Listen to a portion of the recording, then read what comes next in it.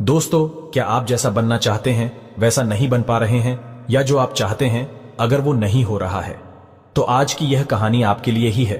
दोस्तों, इस कहानी को ध्यान से अंत तक जरूर सुनना। दोस्तों, अगर आप इस कहानी को अंत तक ध्यान से सुनते हैं तो आपको इस कहानी से कुछ ऐसा सीखने को मिलने वाला है जो आपको आपकी लाइफ में बहुत काम आने वाला है। इसलिए इस कहानी को अंत तक अवश्य सुने। लाइफ चेंजिंग गौतम बुद्धा की कहानी। दोस्तों, आज आपके पास जो कुछ भी है वो इसीलिए नहीं है कि आपकी किस्मत में इतना ही लिखा था या फिर आपकी किस्मत ही खराब है, बल्कि वो इसीलिए है क्योंकि आप इतना ही डिजर्व करते हैं। दोस्तों, यह प्रकृति बड़ी ही न्यायप्रिय है। यह उसे उतना ही देती है जितने का वह हकदार होता है। चाहे वो ज्ञान हो या धन, अभी आपके पास उतना ही है जितने की आप हकदार है। लेकिन अगर आपको इससे भी ज्यादा चाहिए तो आपको उसके काबिल बनना होगा। दोस्तों, ऐसा कौन सा गुण है जो आपको काबिल बनाता है? क्या आप उस गुण के बारे में जानना चाहते हैं? अगर आप जानना चाहते हैं तो आप गौतम बुद्ध के जीवन की इस कहानी को अंत तक ध्यान से जरूर से सुने। दोस्तों, इस कहानी को सिर्फ समझिएगा मत, बल्कि इस कहानी को अपने भीतर उतर जाने दीजिए। तो बिना समय को गंवाए चलिए कहानी की शुरुआत करते हैं। गौतम बुद्ध के जीवन की शिक्षाप्रद कहानी जो आपका जीवन बदल देंगी। दोस्तों, एक बार गौतम बुद्ध को एक सभा में भाषण करना था, और जब सभा का समय हुआ तब बुद्ध वहां आए और बिना कुछ बोले ही वहां से चले गए। तकरीबन 100 से भी ज्यादा लोग बुद्ध का उस सभा में इंतजार कर रहे थे, और बुद्ध के इस तरह के व्यवहार को देखकर सभी लोग बहुत चौंके, लेकिन किसी ने भी बुद्ध से कोई भी प्रश्न नहीं किया। दोस्तों, अगले दिन फिर से सभा का आयोजन हुआ और दूसरे दिन सभा में लोगों की संख्या तकरीबन घट गई। इस बार तकरीबन 80 लोग सभा में बैठे हुए थे। बुद्ध सभा में आए, लेकिन इस बार भी बुद्ध ने वही किया, यानी बुद्ध इस बार भी आए और बिना कुछ बोले ही वहां से चले गए। लोग दोबारा से चौंके, लेकिन किसी ने भी बुद्ध से कोई प्रश्न नहीं किया। अगले दिन सभा का आयोजन फिर से किया, लेकिन इस बार सभा में लोगों की संख्या और घट गई। इस बार सभा में केवल 50 लोग ही आए हुए थे।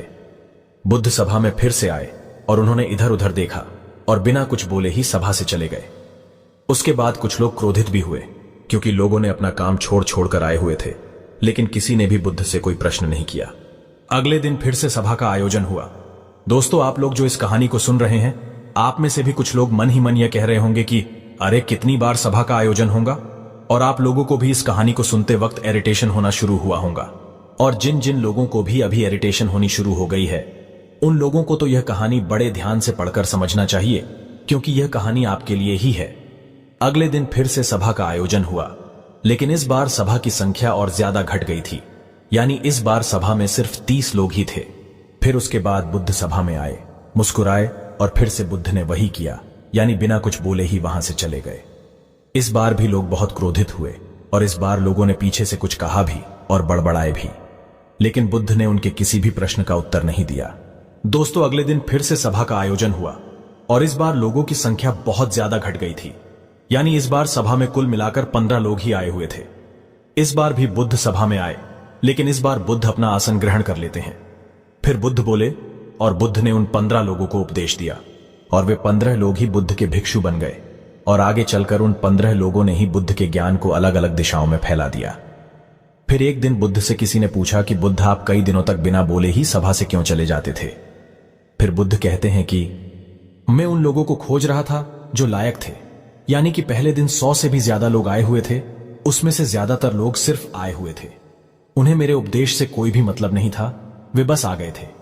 और उसमें से ज्यादातर लोग सिर्फ देखने और सुनने आए हुए थे कि सभा में क्या होता है। वे मेरे काम के लोग नहीं थे, क्योंकि वे लोग मेरे ज्ञान को औरों तक नहीं पहुंचा सकते थे। मुझे तो उन लोगों की खोज थी जो मेरे ज्ञान को जन जन तक पहुंचा सके। कई दिनों तक सभा से बिना बोले ही मैं इसीलिए चला गया, क्योंकि मैं यह देखना चाहता था कि वे कौन लोग हैं जिनके भीतर वास्तव में प्यास है। जिन लोगों के भीतर में वास्तव में प्यास थी, वे लोग अंत तक जरूर रुके, और जो लोग बस ऐसे ही आ गए थे, वे लोग पहले या दूसरे दिन ही चले गए। जिनके भीतर धैर्य था, उन्हें मुक्ति का मार्ग भी मिला, और जो लोग जल्दबाजी में थे, वे लोग अब घर में बैठे हुए हैं। सवाल यह नहीं है कि मैं तुम्हें क्या दे सकता हूं, बल्कि सवाल यह है कि तुम क्या ले सकते हो। तुम्हारा पात्र कितना बड़ा है और कितने के तुम हकदार हो। जितने के तुम हकदार हो, उससे ज्यादा तुम्हें नहीं मिलेगा। फिर वह व्यक्ति बुद्ध से पूछता है कि बुद्ध लायक कैसे बने? फिर बुद्ध कहते हैं कि धैर्य के द्वारा जिस व्यक्ति के अंदर धैर्य है, वह अपने जीवन में कुछ भी पा सकता है। सभा में जितने भी लोग आए हुए थे, और उसमें से अंत तक वही रुके जिनके अंदर धैर्य था। चाहे तुम्हारे जीवन में तुम्हारा लक्ष्य जो कुछ भी हो, लेकिन तुम बिना धैर्य के सफलता के चरम तक नहीं पहुंच सकते। फिर वह व्यक्ति बुद्ध से पूछता है कि कोई व्यक्ति अपने भीतर के धैर्य को कैसे बढ़ाए। बुद्ध कहते हैं कि निरंतर अभ्यास के द्वारा हम अपने भीतर के धैर्य को बढ़ा सकते हैं।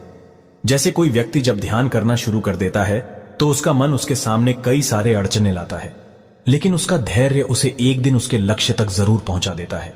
फिर वह व्यक्ति बुद्ध से कहता है कि मैं समझ गया, बुद्ध में समझ गया, यानी मुझे धैर्य के साथ निरंतर अभ्यास करने की आवश्यकता है। दोस्तों, अब आपको समझ आ गया कि आपके पास वो क्यों नहीं है जो आप पाना चाहते हैं, क्योंकि आप उसके लायक नहीं हैं। आप लायक तभी बनेंगे जब आप अपने भीतर धैर्य को बढ़ाएंगे। और धैर्य कैसे बढ़ेगा? धैर्य बढ़ेगा निरंतर अभ्यास के द्वारा। और अभ्यास कौन करेगा? अभ्यास करेंगे आप, तो फिर करते क्यों नहीं? दोस्तों, खुद से ईमानदारी के साथ एक प्रश्न जरूर पूछिए कि जो आप भविष्य में बनना चाहते हैं उसके लिए क्या आप धैर्य के साथ कर्म कर रहे हैं? दोस्तों, अगर उसका उत्तर नहीं है तो अपनी असफलता के लिए जिम्मेदार आप खुद होंगे। दोस्तों, आज की यह गौतम बुद्ध की शिक्षाप्रद कहानी आपको पसंद आई होंगी तो नीचे कमेंट बॉक्स में यस जरूर लिखें और उसके साथ ही इस कहानी को अपने दोस्तों के साथ शेयर करना ना भूलें।